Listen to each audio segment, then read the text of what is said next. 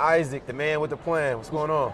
Not too much. How you doing today? Amazing, man. Look, we've been doing like a 4 days of interviewing, and I had to save my brother the best for last.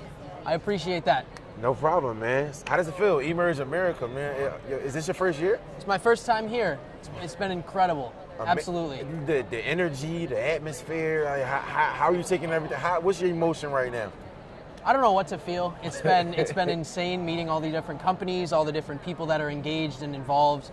You know, the fact that this is only the 3rd year it's happened, it's incredible to see what it's come to be. Wow. But having been to conferences like this, conventions like this before, this one blows them out of the water. Hey, listen, and that goes to show you that we need more conferences like Emerge that have those connections and those relationships, right? And we speak on whether it's a startup, whether it's technology, healthcare, everything, right? It goes Exactly. to show we need more. So, what I wanted to ask you is, you're in college, right? Yes, I am. We have a collegiate entrepreneur here, guys. Like, come on, that's a round of applause. So I wanted to ask you, Prototropics, your company, give us what's the elevator pitch? Oh, man. Give us a description, not the elevator pitch right now. Yeah, so a little bit about what we do at Prototropics is we help other universities, other high schools, middle schools, primary schools identify opportunities for missed innovation. Wow. So there are a lot of people that use this buzzword of innovation, but they're not utilizing it to its full potential. So we really try to help people maximize what they can do, starting with training people while they're in education systems. Wow. You know, we've identified that the education that students are going through now is very similar to what it was 20 years ago, and that's why the U.S. is falling behind.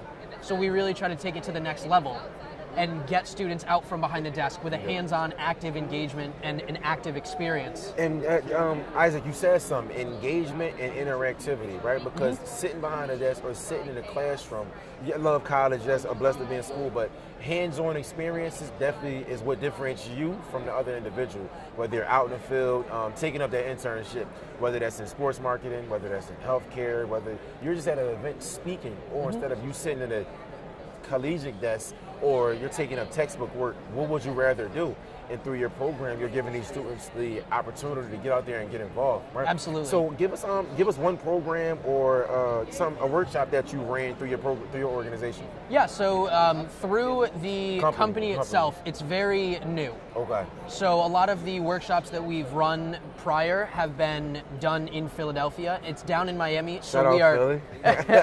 We are just getting started here. So we are in the process of setting up those workshops, and we have one coming up at the end of the month. Wow. But the first one, or the origins of them, stem from Philadelphia. Okay. That's where we've been able to teach ones in finance. And one of the great ones. Why was Phil? I'm sorry, Scott. Why was Absolutely. Both me, Philadelphia, upstate New York, but he had some time in Philly. You see the tech world in Philadelphia. You see the aggression. Why did you use Philadelphia to start off with? So Philadelphia is a great place to be because of all the rich culture, the rich history they have, the drive and motivation that people have. So I am located in North Philly. Okay. And just being in North Philly, I have access within 15 minutes by car, by train, by bus to 5 top elite universities. Wow. It's incredible. Wow. So there's a really huge experience and a huge involvement that we can get starting there working with those people. So it's not just a one-sided, staying in a place where you have to do it all on your own. The people that are doing it on their own in that sort of culture are the ones that are behind already. Exactly. So using the people that are there, using the resources that we're given, we can create and have created a very well thought out program that has not only been beneficial to people in Philadelphia, but now can come down to Miami and help them. And you made your way from Philadelphia here to Miami, not only to gain new connections and partnerships. So I love it. Shout out Kevin Hart. What now? What are we doing? And listen, I can't wait until we actually have our time for the one-on-one to talk about programs and workshops. So what's next? I think my what's next right now, I'm living in it. Okay. I just moved down to Philadelphia, or I moved from Philadelphia to Miami. Right. It was a last minute decision, but I really realized that this is the place that I need to be, showing that this is the place where innovation is happening. Exactly. And there's this huge culture here, and we can see it right here at this conference and this convention. Where are we at right now? Emerge America's 2017. The fact that we are here with thousands and thousands. I heard yesterday there were 15,000 people here, and that was just yesterday.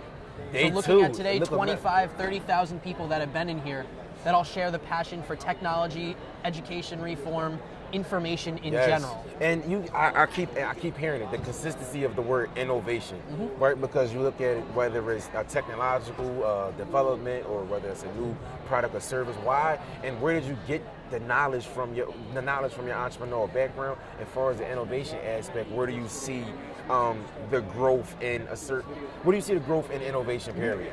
So that was a twofold question. The first one being, where did I get this experience? Yes. I was fortunate enough to go to a 21st century project-based learning high school in upstate New York called Tech Valley, which was part of the New Tech Network. And that's an entire network of schools. There's 126 of them around the country. Perfect. Focused on innovation, entrepreneurship, self-direction, collaboration, critical thinking, sort of those 21st century skills that most students aren't getting. And that you need to progress in this world. So I was fortunate enough to go there, go through 4 years in that school, present to hundreds of business professionals, and work with them and really have them on my team, training me and showing me what I need to know in the 21st century. That's important. Now I've been able to take that and transform it from a high school setting into a collegiate setting with a stronger foundation.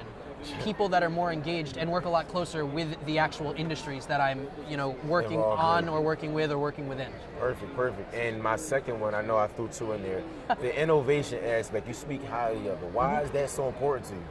I think the companies that say we don't need innovation are already behind. The ones that don't realize there's innovation. Just earlier today, we were talking to a student who's a psychology major. We said, have you ever heard the word innovation in your classes? And they said no. I've said the same thing to nursing students, and they say no. And I try to pose it to them in a way that resonates with them, saying, okay, well, who do you think created the scalpel? Who do you think created the stethoscope? That was a form of innovation. Exactly. Medical innovation, biomedical engineering. These are all things that students need to focus on and need to be a part of. And we're created, right? You had to have that thinking process and mindset. It's funny you say that because I'm listening to the experience and then the innovation aspect, like this entrepreneur thing is like a mountain, right?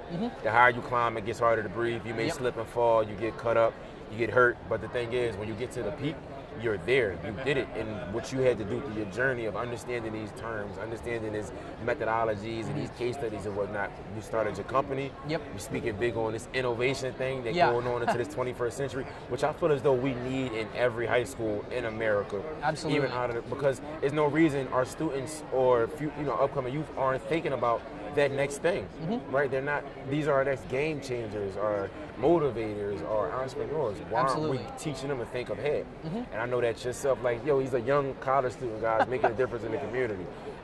So usually we like to end off with some fun. Give us 2 pieces of advice you would give to your younger self. Oh man, my younger self. I've learned so much, and I've been able to do really great things. And I think one of the things that I really believe, and that's really helped me get to where I am, and I'm not at the top. I'm a college student just like yourself. I'm a college student just like anybody else going through there, whether they're 18 as a freshman or they're 57 going back to school. It's all about the learning. And the second you stop learning is the second you stop living. Wow. You said something. Listen, right? The second you stop learning is the second you stop living. I need y'all to hear that. You have to continue to learn. You have to continue to grow into the person that you're supposed to be. You heard it from him. That's for free, right? And I know we have one more.